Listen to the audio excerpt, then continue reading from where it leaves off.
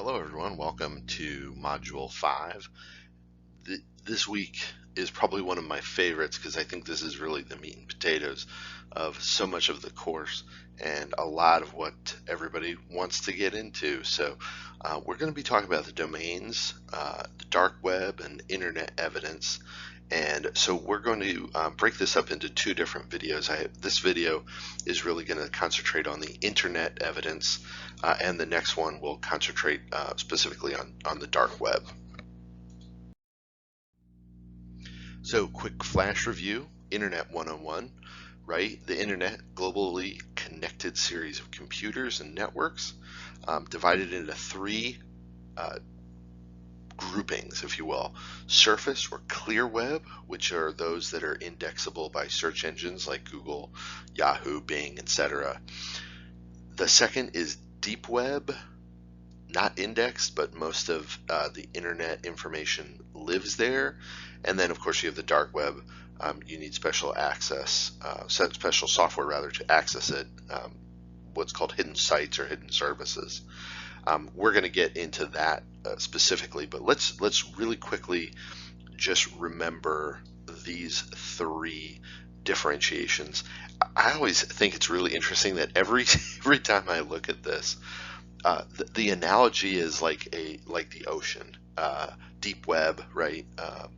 You have your shore, your surface level, the continental shelf, and then the deep sea that nobody can actually get to without special equipment. So again, really interesting examples, but we're going to be talking a little bit more in depth about some of these surface and clear web resources. So when you look at the exploitation of internet websites, there are 6 main technical areas that you want to explore. This is not comprehensive. It's not the only 6. There are multiple others, but these are probably the 6 most common, and certainly the 6 that you should start with. So when you do your final report and your exercise, these are probably the 6 that you definitely want to include. There are others, but these will be the 6 that I certainly will be looking for to start out. So whois, a reverse whois, a robots.txt, the subdomain locator, the sitemap, and website traffic analysis. So let's explore each of these in a little bit more depth. So whois, right, is the internet, basically telephone directory, if you will. It's the technical tool that enables computers to be able to understand, essentially who is the domain owner and things like that, so that everything is out there. Let me say up front, whois is an excellent tool. It still is an excellent tool. Unfortunately, one of the results of the GDPR, the General Directive on Privacy Rights, which was enacted in the European Union about 2 years ago or so, really clamped down on the whois information. It did not get rid of all the technical information, but it really, and we'll see here, this is an excellent example where the registration information is now totally private. In a way, it doesn't matter as much because you could fill out Mickey Mouse for those. It really didn't matter. There was no enforcement or standardization on that. But certainly for those, that was a very valuable source of information. So the whois will break down, and this is 2 different screenshots of a very interesting company, Sky1 FZE. The FZE is Free Zone Enterprise, which is a United Arab Emirates, specific type of company, trade zone, free trade zone area. So here we have the Whois, or part of the Whois, I should say. It gives me the IP address, the IP geolocation, which can be helpful, the registrant, which in this case is somewhat helpful because it's a private registration and privacy service called Domains by Proxy, LLC. And it also gives me some more of the technical information on the types of records, the types of things that I'm interested in. Again, what's neat about this is from a legal perspective, even though the registration information is not shown as law enforcement or under a proper civil legal process, if it's a U.S. company, it's still subject to U.S. legal process, and I could subpoena them. So for instance, Domains by Proxy is a part of the GoDaddy group of companies. So they're a U.S. company. I can serve them and get at least some information back on who is paying for the service, who subscribed, how they communicate, etc. Of course, if it's overseas, a mutual legal assistance, a treaty request, or a letter rogatory would be required to obtain the data. Now again, you see the interesting part here in this section is that the MX stands for mailbox, or mailbox record. So those are really helpful because you want to see where the mail server is. Well, here it's great because I can serve Google, right? Google Mail. Those are all really helpful to be able to see and get that information. So I could very easily get a search warrant or other legal process for the email. There may not be much there, but at least I can try. So that's a quick overview of the Whois. This is, I should say, this is also not in-depth discussion of each of these, but rather a surface level. So reverse IP is what basically helps identify other domains are located on that server. Oftentimes when you do this, you will find that there are hundreds or thousands of other sites. In those cases, it may be difficult to parse out, but if you're looking for something similar, you may be able to do a name search or Control F and actually search those things. Obviously, not every site is active or could be affiliated with your target, but certainly, as in this case, it could help build some more investigative leads, conducting follow-up investigations, and really see if there's something of interest. So when I did the reverse IP for this particular company, Sky1 FCE 103.13.99.32, I came up with 4 very interesting other entities or websites that I want to see. So the first, airgeorgia.com, we'll come back to alhuda.org, p7aviation.com, and skystarfce.com. Again, I'm going to go through each of these and do a whole nother full-on review and analysis to see if this is any of these sites have any relationship or issues or connections to my main target.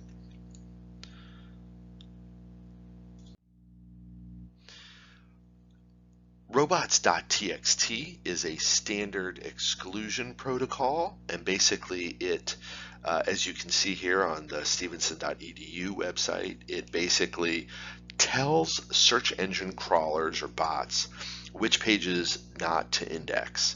So for example, there can be places that you do not necessarily want the robot to go to just because it doesn't make sense. It's not updated. It's a holding place, or it does not have anything of value. Um, Certainly technical areas, this would be something of interest. And sometimes many sites that I've tried, especially like government sites, do not do robots.txt. So it may not come up, but if it does, it will give you at least something to look at. Again, so don't necessarily worry about everything, but it could identify sites or areas that you may want to explore further through a valid legal process or the right to be. Subdomain locators are basically part of the web domain system. As you can see here for FBI.gov, it's the main domain. There are subdomains for, say, all of the field offices, or say for all of the programs. Different applications could have their own subdomain. Mail servers, FTPs, other really useful information. It can map, useful for mapping the entire site, especially when there's things that you may not see from either scraping the entire website or being actively exploiting the whole public website. Visual Sitemap is a really neat tool. You can see connections. It will show you specific pages. It will help speed identification of specific areas for further review. And a lot of times this can be very helpful because you don't actually need to scrape the entire website. A lot of times what I found was when I downloaded entire websites, there was a lot of duplication.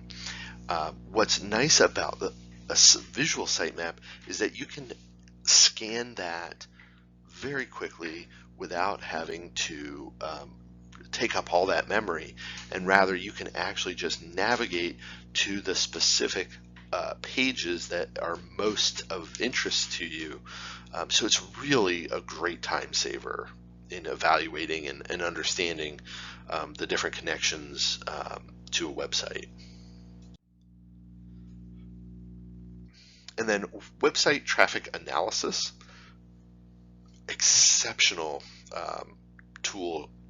For example, one of the things that's really helpful, and really this was designed for internet search optimization and marketing, not investigations, but certainly as investigators or security analysts, this can be tremendously valuable for a variety of different reasons. Usually in the form of leads or information to explore or new sites.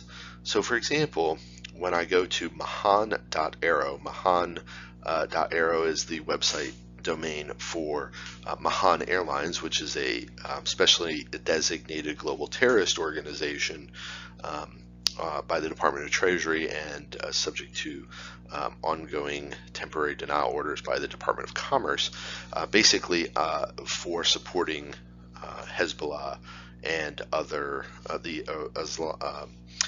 Islamic Revolutionary Guards Quds Force in Iran.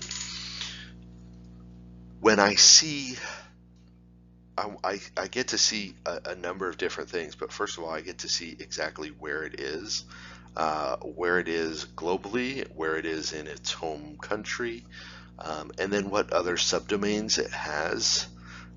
Here I see a login.mahan.aero. I see an agency payment.mahan.aero. All very interesting things. When I did the same thing for Sky One, again, here's some really interesting areas. I get to see the percentage of search traffic that uses the keyword that directs them to the site. So for example, this individual, Jaideep Mirchandani, is the top keyword. 53% of web search inputs will bring up Sky One FCE. Okay, Again, those are really interesting things. I also get to see some other websites, similar websites by audience overlap. Those could be really interesting um, areas to explore. So for example, that number one, sky1aerospace.com, is another company owned by Jaideep Mirchandani, Sky One FCE, and is very interesting. So something to really pay attention to. So website traffic analysis tools are exceptional leads for investigations of websites and the internet. So I want to kind of show you how this works in real life. So for example, this is from a Securities and Exchange Commission on April 2nd, 2019, issued a cease and desist order against a company called Mutual Coin Fund LLC for violations of the Securities and Exchange Act.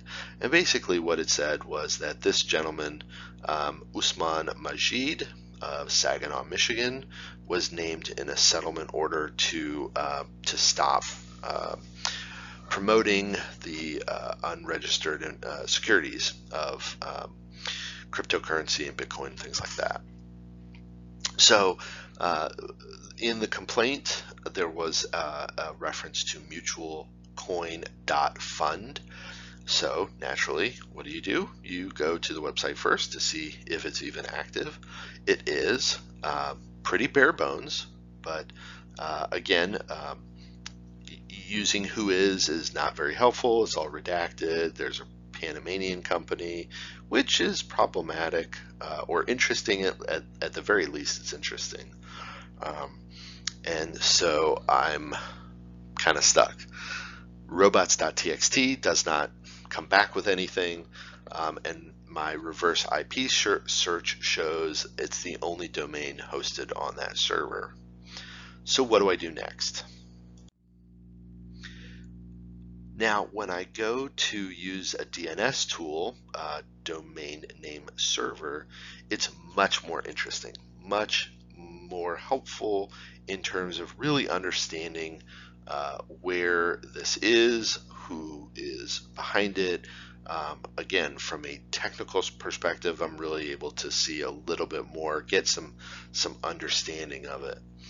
So the first obviously thing that I notice is the hostmaster at mutualcoin.fund, and then I see that the name server is what's called DigitalOcean LLC. I believe they're in New Jersey, and operating on 138.197.3.149. So again, now I really have a better understanding of where this is being hosted, who's hosting it, who I can go to with appropriate legal service, and of course what is there. But the mail server is on Google, so bingo, I'm good. Now when I look at the IP history, which is really helpful sometimes, you can actually see again here back in 2017 it was hosted by Microsoft. So again, if you're doing a historical investigation, you may be able to go to Microsoft with appropriate legal service and say, hey, 52.171.218.239, what do you got? So again, you can really see the value here in using all the different tools, because this is another great example of how when those 6 tools don't necessarily pan out right away, there are others that you can go to. So here's a visual sitemapper, and again, let me tell you, this is exactly why I love this. It is my friend. So again, just looking at the site itself doesn't necessarily give me what I'm really looking for. It's bare bones, but here's where the value of Visual Sitemapper comes in. So for example, So I start with this cluster here, and I see that there's an admin, either login or some other connotation. And here I find this is the gold mine right here. I can see that there's an author with the tag or username Ratman2050. Again, there is nothing better than finding things like different usernames. So that sounds like a username, it sounds like a handle of some sort. You could certainly use that as a huge lead to be able to go through and kind of see, okay, so is that Usman Majid's? And again, you may not have some of the background that was like in the SEC complaint. You may just have literally an email address or literally a domain name, and that's it. So again, that's the value of the Visual Sitemapper. Here you have, again, interesting subdomains. So you look at the subdomains, you have an admin, you have a host master, you have an investors section. That's really interesting, right? So if you're doing a fraud case, certainly you would want to know who the investors were. Well, if there's a way that investors can, quote, log in and see their statements or whatever, then certainly that would be something to look at. It also may be not even require a login, so things to keep in mind for sure. And of course, on this one, website traffic analysis does nothing for me, but that's okay. I have started on my way. This is really good. So you will see that using multiple different avenues, multiple strategies is the best way to go. So just for fun, I look up Usman Majid.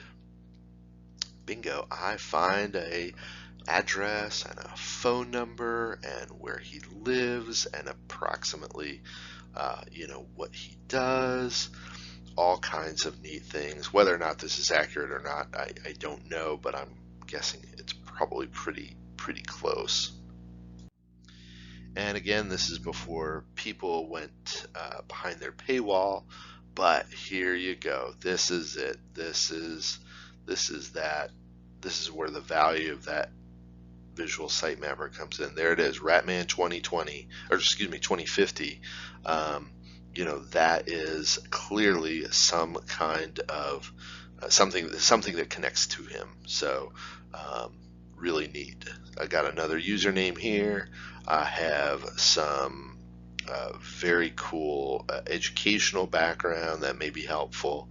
Hey, mutual coin fund since 2017. So again, it all comes together. Here I have a photo of him, I believe. And again, not that this is all accurate, but it is they're things that you can use going forward. So that is really the quick and dirty. I mean, we could spend probably an entire course just on domain issues, but I hope this was really helpful. Again, use those 6 steps to start out with for your project. If you have any questions, leave them on the discussion board. I have two more videos for this segment that we'll go into, one on the dark web, and then we will do a second one on the where I'll actually go through another Whois example for you. Before I leave, I just want to mention the alhuda.org domain that we had talked about actually comes back to a madrasa, and if you look up the madrasa, it is actually one of the ones in Pakistan where I believe some of the 9/11 hijackers or their allies trained. So it's a very interesting connection there. Anyway, so hope you enjoyed that. Thanks again, and we'll see you on the discussion boards. Cheers.